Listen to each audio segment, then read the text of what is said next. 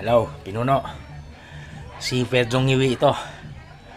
Nandito na kami sa bahay ni Tanggol. Kasama ko si Boy Iling.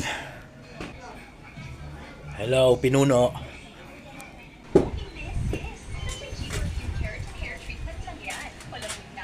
Nasaan ang ama mo? Si Tanggol. Sino kayo? Ano kailangan nyo sa ama ko?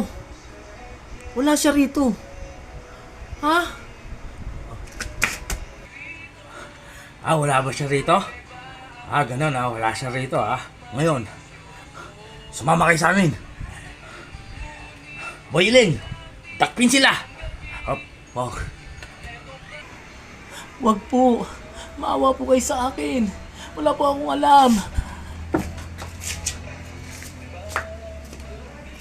Pinuno, nadakip na namin ang anak ni Tanggol.